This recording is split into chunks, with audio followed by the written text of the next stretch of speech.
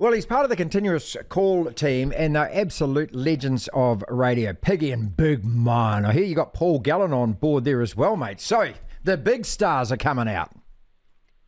Oh, yeah, we got Paul Gallen and Joshy Morris this year as well, which Brilliant. is, mate, I'm the only one that doesn't live in Cronulla, it seems, that's on the continuous call team. Levy's down there, Broman's down there, Gallen's down there, Morrison's down there. I think half the production staff live down there, and I'm the only one that lives in God's country. Well, let's talk about Cronulla because those Sharks had a huge lead. They were at home. They were a damn good side and the Warriors came clawing back, mate. The country over here, David, to be fair, is just all on this team at the moment. And I think for hard, long-time Warriors fans, it has just been a big wait and thoroughly deserved. They are. Actually, I watched them the week before more so than, I called the game on Sunday and it was a fantastic performance. But go back the week before when I think they defended eight sets in a row or close to that. They just kept getting six against them, and they just kept defending and defending for their lives and got away with the game. And I thought this side's turned the corner under Andrew Webster. They're now defending for their lives, and we all know they can attack. And Johnson's having a wow of a day. You know, he's just playing the best football of his life, and there was a touch of irony when he kicked the goal because one of the things he did at Cronulla was he probably wasn't a 100% goal kicker there, but he made them pay for it on Sunday. It was a cracking game. I was saying yesterday, and I hope you agree, that I didn't think that the Bulldogs game would have been won if they hadn't have won up at North Queensland. And I don't think the Cronulla game would have won if they hadn't have won those two games. Yeah, I'm like you. I just think they've got so much confidence. Look, I've always had a rap on Andrew Webster as a coach. I know people that have been involved with him. I mean, he's been in the Penrith system the last few years.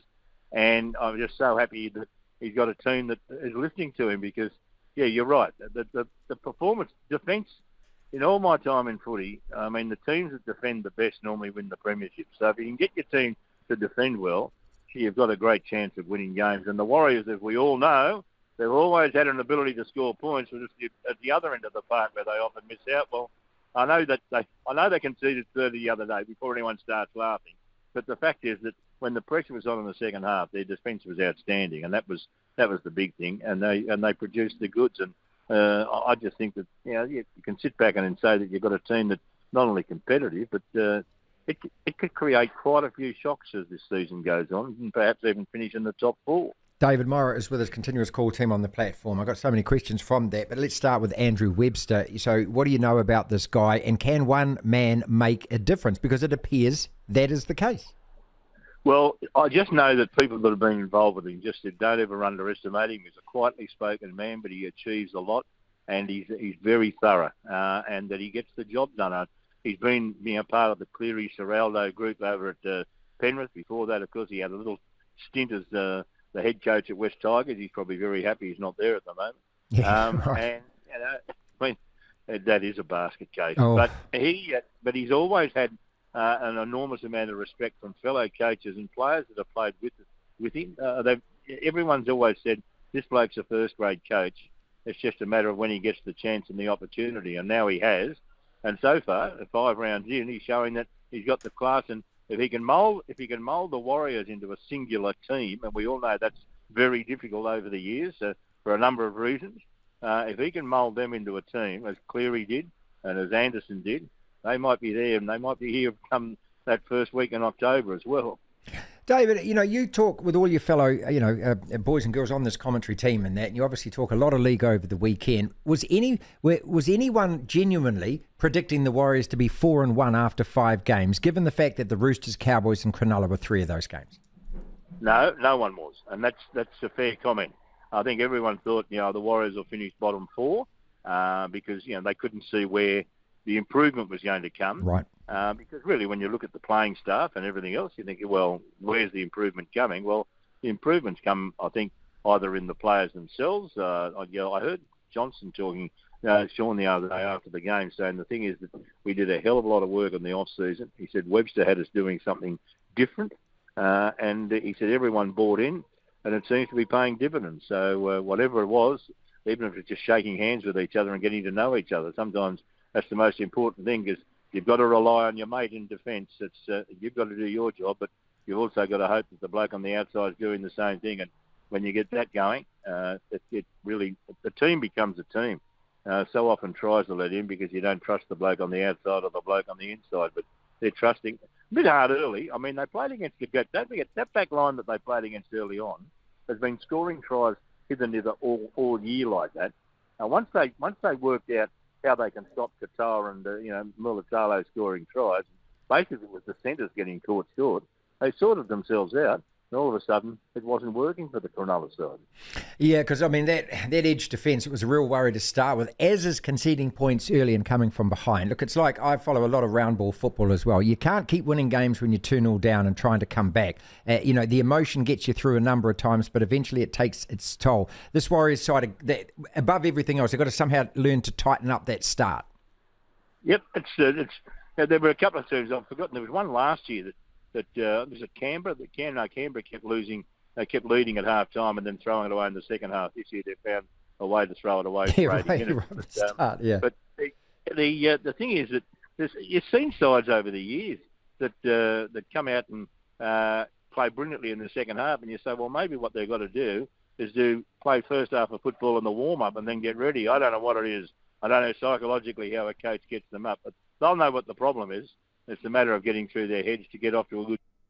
Eventually it'll click, and who knows when it does click. They've then got to make sure they do it at the other end of the park as well. Mind's a funny thing, Martin. Yes, it is. The mind's a funny thing. Look, and that was going to be my next point anyway, was that, it wasn't that long ago. The end of last season, they won 2 out of 16, the Warriors. They won 1 out of their last 8. But the most depressing thing about it wasn't even those stats. It was looking at Stacey Jones's face after games where he would be interviewed and he would make comments like, they've given up. They got no heart. They don't want to play for the jersey. They don't want to tackle. This is the same group of players. I don't want to be a Grinch, but part of me, is obviously thinking, you were cheating the club last year, you guys. You're cheating yourselves, you're cheating your team. So a new coach comes along and gives you some belief. I mean, there's no excuse for behaving like that or playing like that, which is why it's so remarkable in a lot of ways that the same group of players can rearrange their own headspaces, trust the guy next to them that was there last year. Yeah, true, Martin. I can understand all of those sort of feelings, but I think like a lot of Australians, and my daughter typifies, I think, a lot of Australian rugby league fellows, the Warriors are their second team. And that's because of what they had to endure during 2020 and 2021 with the COVID. And everyone thinks that they've done an incredible job to keep the competition alive. Now, whether that fell off a little bit last year because they finally got home, I don't know. And that could have been something. They finally got back to their home base, and mentally things weren't quite there. I mean, I think there were a few excuses for the Warriors last year, but I'll tell you what, there's no excuses now because they've proved to us all that they can play football. When you look at the points table, the greatest thing in sport is that the table doesn't lie, the points don't lie. At the end of it, you have the wins you have, and you can moan about the ref and unlucky this and bollocks that. The truth is what the points actually are. They're second in the table at the moment. Is Australia as a whole in terms of rugby league taking the team seriously, or do people still think, okay, we'll wait and see, maybe after 10 games?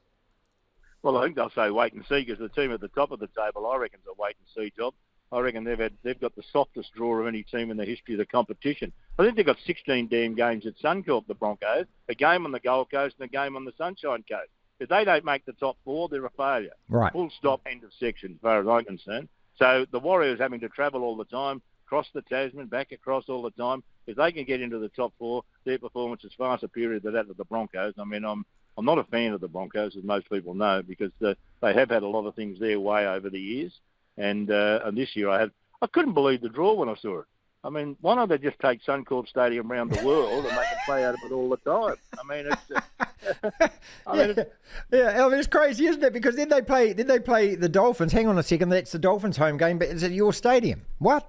No, they're playing the Dolphins. Yeah, that's right. The Dolphins' home game was played at the Suncorp, so that was home. But then when they play each other next time, the World Cup, the Soccer World Cup's on, as you would know. So they can't play at Suncorp. So guess what? They're playing at the Gabba, which of course was the home of rugby league for many years in Brisbane. So all they've got to do is travel across the river. So it's amazing. But when I looked at it, how many games they got in Brisbane, and then one on the Gold Coast and one on the Sunshine. I think they play South Sydney on the Sunshine Coast. That's the South Sydney home game. And then you look at a team like the Eels, who are 1-4, and you look at their draw, and you just think, my God, I mean, okay, I can understand they've lost those games closely, but here's a team that is really up against it now because of that fixture list to start with. Yeah, but it's something that was interesting when they said that they were playing teams coming off the bye, and it's a disadvantage. Other people say it's an advantage because a lot of teams coming off the bye don't get going for perhaps half of football. So I think they were looking for excuses, the Eels, and maybe we'll wait and see with the Eels. I mean, they've got too many good footballers, but they've lost a couple as well. They lost that. They lost the hooker. I know Hodgson's been a great player at Canberra, but I'm not so sure he's playing as well as he can at Parramatta. And I really have a horrible feeling that losing Reid Marnie might be the difference between making the top 8 and not the top 8. Because Marnie, I know he's not the best hooker in the competition because Harry grants that. But I tell you what, he's equal second. He's in the grand final for the second best. And, geez, it makes a difference when you're dummy half one of the better players in the comp. David Morrow, continuous call team 2GB with us. Or a couple of quick questions. I'll let you go, and thank you so much for your time, mate. The Panthers, people are disliking on the Panthers. This Jamin Salmon thing again, where he gobs off and snots off at the end of the game. And I was watching Paul Kent last night, mate, and I was thinking, look, I agreed with Kent about this. I mean, when the comments for Stewart were made, a lot of people felt for Salmon at that stage. There are terrible things. But, this guy's improved, he's matured, he's not that guy anymore. Well, he is that guy now, isn't he? Because we saw it after, their 50-point win and he starts gobbing off and mouthing off and things. What is it about the Panthers? I mean, do people dislike them because they are successful or because of the swag, because of all of the extracurricular stuff they tend to do it in the opponent's faces and things? Yeah, well, some of that. I think people are embarrassed. I don't think people thought they'd be that successful. Look, I think they're a breath of fresh air, the Panthers, because they're a bunch of young kids that grew up in most of them grew up in an area where it's not an affluent area, and they've achieved some fame out of playing rugby league, and they've achieved a lot more than that.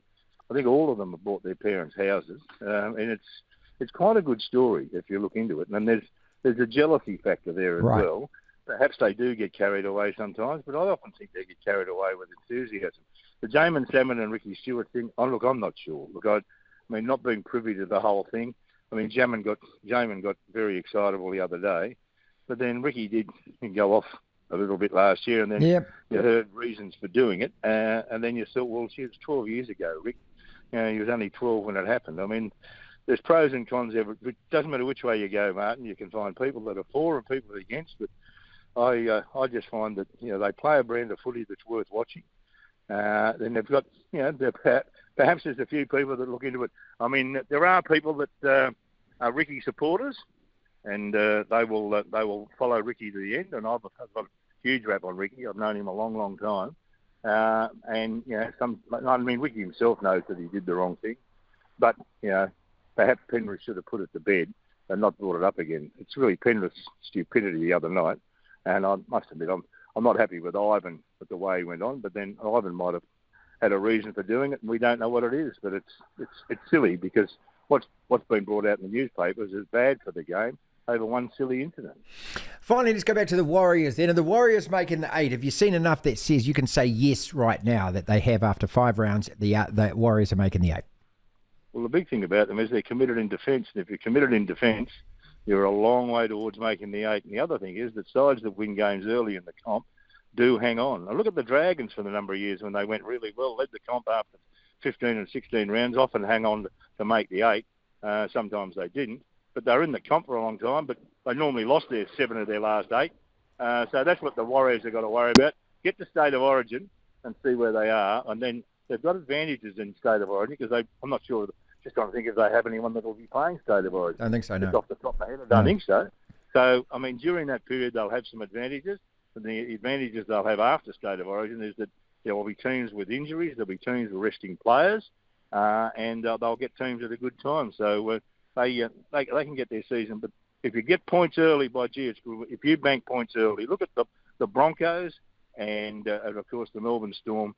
Year after year, they'd lost one or lost none going into State of Origin, which meant they banked up points for when they played games after State of Origin without their stars or when they could rest their stars or whatever. So, I mean, any points you get early in the season, I reckon they're a bonus because you're not chasing them when you need them in the last 8 rounds.